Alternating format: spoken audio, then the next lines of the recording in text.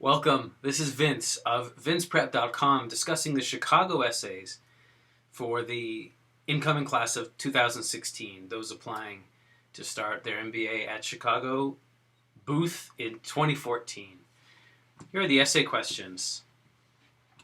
I really like Chicago. They're always throwing a twist into their essays. This year they look a lot like Harvard, but still Chicago being Chicago, they want to do things in their own way. So here are the questions, here is my analysis of the questions behind the questions. So there's two short answer essays. The first one is my favorite part of work is ... My suggestion here is don't be too literal. The question behind the question here is actually related to B, so my suggestion here is to write B first. I started to think differently when you want to show a before and after. What's normal? What's in your case the opposite of different, and when did that change? You were normal until when, and then how did you change to be different? What is your difference? What's your unique aspect or quality? And I think that's related to, although not exactly the same as, I think there's a cause and effect relationship to from the answer to B to the part of A, which is my favorite part of work. My answer to question A would be really simple, and maybe not, this wouldn't be good, but my initial answer is just my favorite part of my work is helping people. It's always been something I've enjoyed doing. That's not fancy or cool, maybe, but it's honest. I'd have to think more about how to say that, but that would be my answer. And I started to think differently when would be more of the backstory of, because helping people, I guess we all help people in some way. I would hope, what's my particular way of helping people? Essay B for me would probably be about music, or probably more specifically to my job now, would be about improv. And my experiences at Stanford Improvisers and how I've used that perspective in my work. But I'm just brainstorming. So essay B I think is more important than essay A. You should write it first. I started to think differently when. I don't think this should be a work story. I think this should it could involve work a little bit, but I think this should be earlier, because essay A definitely has to be about your current job. So essay B doesn't, is good advice. All right, and then here's the real, this is the real place where you can show your passion for Chicago Booth by making a presentation essay. The Chicago experience will take you deeper into issues, force you, that's a strong one, force you to challenge assumptions, and broaden your perspective. In a 4-slide presentation or an essay of no more than 600 words, broaden our perspective about who you are. And then this is where it really gets a lot like Harvard, understanding what we currently know about you from the rest of your application. What else would you like us to know? So here's that what else question again. And then I won't bore you. I'm just reading from Chicago's website, the following guidelines. The content is up to you, but basically it has to be a PowerPoint, pretty much has to be PowerPoint if it's going to be slides. They say PowerPoint's okay, Microsoft Word's okay. They suggest PDF, blah, blah, blah. The main thing here is that they don't, unlike some schools, they don't allow video yet. Stanford and Chicago are both holding off on allowing video. I think mostly because, well, when we asked the question at Stanford, Derek Bolton said, and I respect him for saying this, is that it's a matter of fairness. Not every applicant to these schools has, to me, video software is like breathing. It's like saying I know how to do Microsoft Word. I use video and I'm not afraid of it, and I've got a good broadband connection, blah, blah, blah. But I take those things for granted living where I live. Not everyone in the world has such resources, and that's, I think, why they don't want to encourage video. That's my guess, anyway.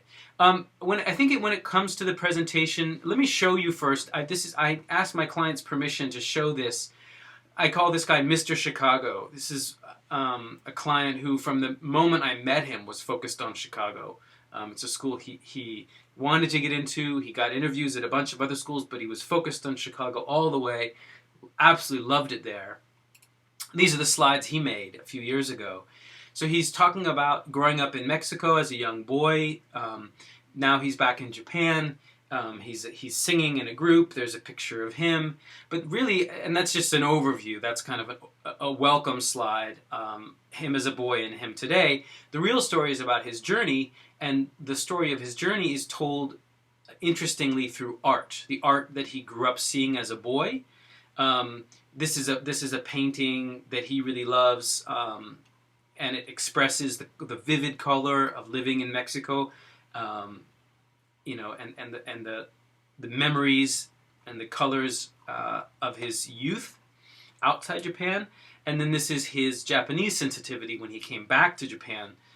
This is considered, you know, these are classics of Japanese artwork. The subtlety, very different palette, right, from this to this. And then I think with a PowerPoint really jumps out and makes a huge leap forward, and this is where I think it's truly unique, is that this is his painting.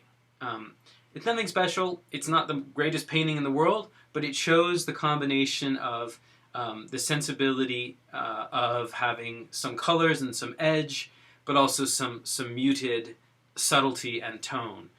And that's great, I think, because it's a synthesis. The reason I think it's great is that a lot of people could say, I grew up in country A and the art there looked like this, and I also grew up in country B, which is my home country, and the art there looks like that.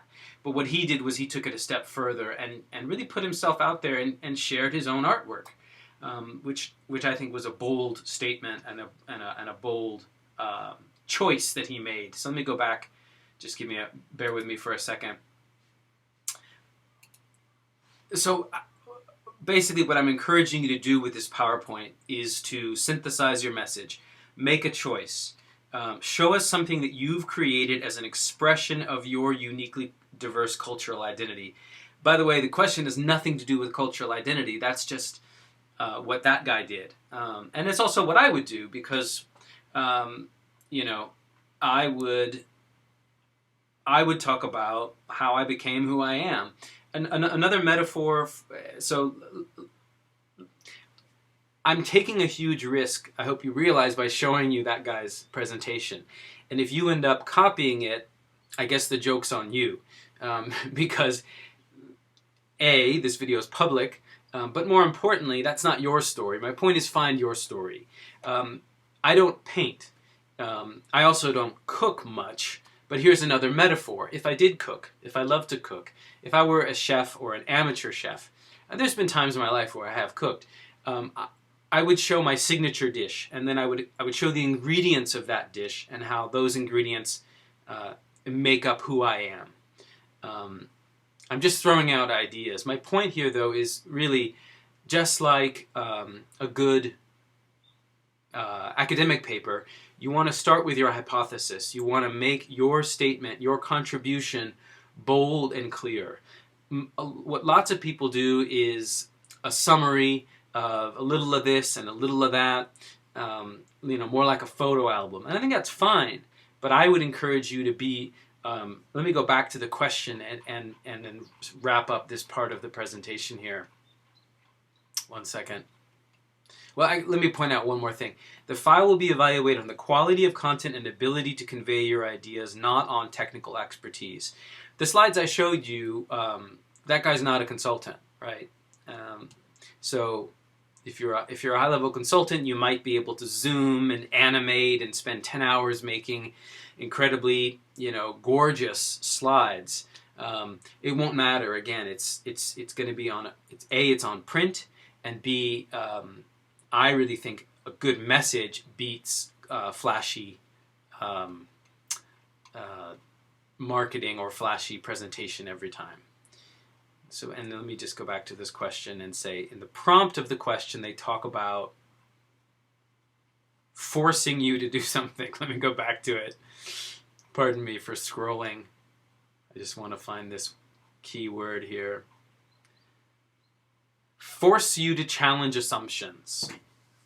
So I force you to challenge your assumptions about what makes a good presentation, and also challenge my assumptions. But my assumptions, based on 11 years of experience and lots of people getting into Chicago, is that if you make a choice, your slide, it'll be easier to cut away content and to have your slides present you in a way that is unique and in a way that is fresh. Let me sign off with one last example or one last metaphor. Again, back to the food thing.